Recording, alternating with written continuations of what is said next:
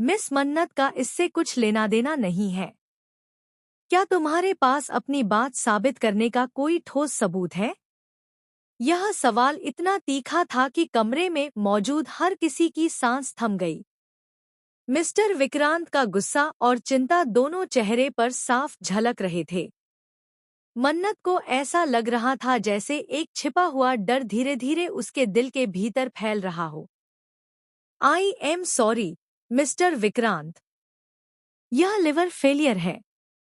Doctor मनमीत का treatment plan यही है, लिवर ट्रांसप्लांट।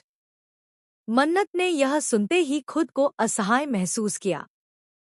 शरीर में अचानक कमजोरी और चक्कर उठने लगे। उसे लग रहा था कि जैसे पूरे संसार ने उसे अकेला छोड़ दिया हो। अरे, यह आप कर लो, मैं कल से करूंगी। बहुत चक्कर आ रहा है, मन्नत ने हिचकिचाते हुए कहा। लेकिन इस बीच कमरे में एक अजीब सा माहौल बन चुका था। हर कोई चुप था, बस डॉक्टर मनमीत की धीमी सांस और बिप बिप करती मशीनों की आवाज सुनाई दे रही थी। आप कर लो जी, मैं कल करूंगी। हाँ, तबीयत ठीक नहीं लग रही। बहुत वीकनेस हो रही है। मन्नत की आवाज कमजोर और कांपती हुई थी। उसकी आंखों में डर, चिंता और हिम्मत का मिश्रण साफ दिख रहा था। उसे पता था कि यह केवल शारीरिक कमजोरी नहीं थी, बल्कि उसके सामने आने वाली मानसिक और भावनात्मक चुनौती भी थी। गला साफ करने की आवाज। खजूर खाओगे? डॉक्टर मनमीत ने हल्के मुस्कुराते हुए पूछा।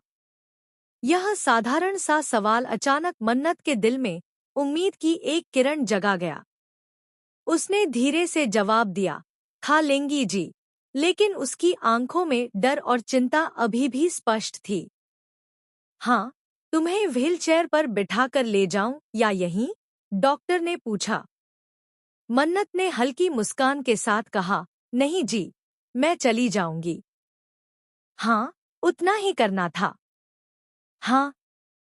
लेकिन जैसे ही वह उठी, अचानक कमरे में एक अजीब सा झटका हुआ। मॉनिटर की स्क्रीन पर अलार्म बजने लगा। सभी लोग डर के मारे ठिठक गए। डॉक्टर मनमीत दौड़े और मन्नत के पास आए। कुछ तो गड़बड़ है, उन्होंने फुसफुसाते हुए कहा। तभी कमरे का दरवाजा जोर से खुला और एक अनजान चेहरा सामने आया। यह कोई अस्पताल का कर्मचारी नहीं था। उसकी आंखों में एक खतरनाक चमक थी। उसने धीरे से कहा, मिस मन्नत, आप सोच भी नहीं सकती कि आपके आसपास कौन-कौन आपके खिलाफ साजिश रच रहा है। मन्नत का दिल धड़क उठा। उसने खुद को संभाला और पूछा, तुम कौन हो और यह सब क्यों? लेक